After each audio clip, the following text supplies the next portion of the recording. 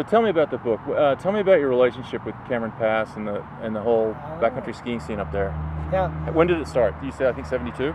Yeah. When I was at CSU, I was in this outing club. At that time, we just called ourselves the Sierra Club because I think it was a student chapter of the Sierra Club, and they had a storage place full of wooden skis and snowshoes.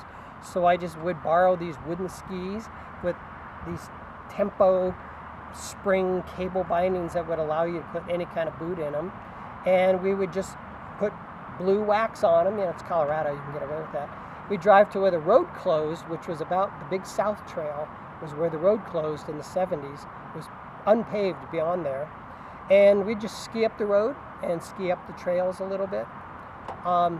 When I got back from living in Idaho in 76, I was so far along in my backcountry. I mean, I was telemarking, I was skiing on Europa 977s with the aluminum edges, and just that was like what you did. You went backcountry skiing. We sort of upped it from cross country into like kind of adventure skiing. And in 76, they plowed the road all the way through, and we just started exploring every little canyon, every little side place that we could. Did a 9-day circumnavigation trip to the whole thing in 74.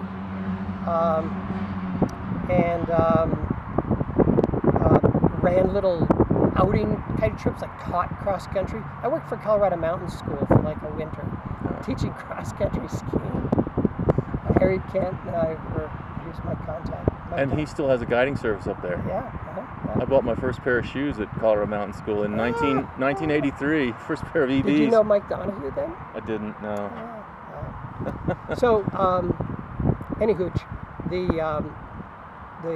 it was like this lifelong passion, and it continued through working at the mountain shop here. Of course, we wanted to sell cross-country skis, so we would sponsor ski races at this old lodge called Seven Utes Resort. And it was not Seven Utes was a really rundown, it was an old Boy Scout camp. People look at the maps and they see M-M, and they call it the M&M cabins. No, it's the American West, it's M-M. Had to read a brand. It was a boys' camp, then somebody put up an A-frame, and that's where CMS now has their 40-foot yurt. The A-frame was bulldozed down and burned in the 90s. It was a lease. It wasn't owned by the property. And I just always wanted something there, but I just couldn't make it work because there's no private land, didn't have very much money. And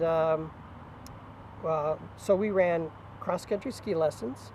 We did overnight trips in the Rewa Ranch in the Rewas, Seven Utes Resort, and we run ski races, Nordic ski races, out of the little Seven Utes had their own little track. Do you know who Sven Vick is? No. Sven was the 1960 Nordic coach.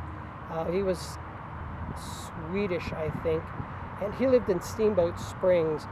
He had a huge reputation, and he cut the trails for Seven Utes to be a Nordic resort. Never worked, but to this day you can still be walking around in that area and see old wooden plywood squares painted blue, yellow, and is it green or red? Red. You still see these old squares nailed up that he nailed up to mark the trails, and they'd be close to 50 years old now. Wow. And in 85, I got tired of working retail. Decided to try the yurt thing, and that was my thing for from 80. We opened in 86. Christmas of 86 is when we actually opened, and I did my best to make a go of it, but they were never making any money. I was just living the lifestyle. But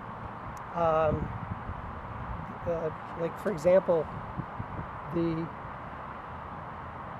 let's go back here for a second. This day and age with the old avalanche stuff. This is a still picture from a video that a journalism student did of me in '88, of me teaching. It's like old VHS. It's like, Rodney Ley is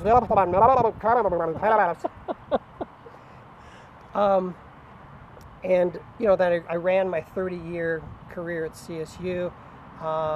We used the yurts. We would rent them from the owners, whoever was owning them that year, and ran avalanche courses and stuff. So everything's just fine and dandy, and I retire in June of 2020. And life is good even in the pandemic. And then out of nowhere, we decide to go to Red Mountain Alpine Lodge out of Ouray, up on Red Mountain, run by San Juan owners. Yeah, San Juan Mountaineers. San Juan Mountain Guides? Yeah, Mountain Guides, their owners, Andrea and the owner, they own this lodge. Yeah. Real expensive, but I'm retired, I can afford it. So I get my son, Sam Boulder, Jim Davidson, myself. We're going to go up and spend like 3 nights, going to blow $1,000 and go up there and ski some backcountry. And so I have to, I need a map. I need to get a map or something. So I get online, I find that there's this company called Beacon Guidebooks, and I go online and I order the Red Mountain book and the Red Mountain map, and my purchase gets hung up in the shopping cart.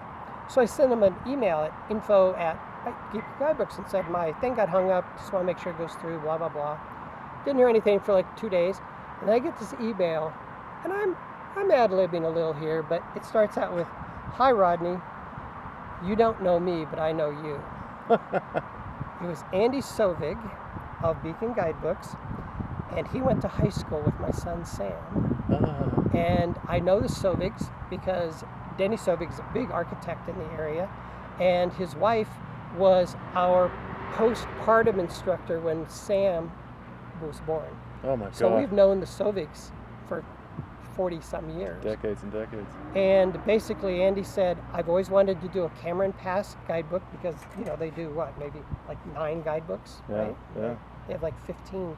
They have like 26 titles now. They're doing barrel load checking. Yeah. Even. Yeah. I noticed that in the store. They're doing really well. It's coming on. And he goes, I've offered it to Rob Ritz, who did Loveland and Berthoud, but he's an engineer with a 6-year-old daughter, so he's too busy. Yeah. And would you consider? Well, we had a back and forth over about 60 days.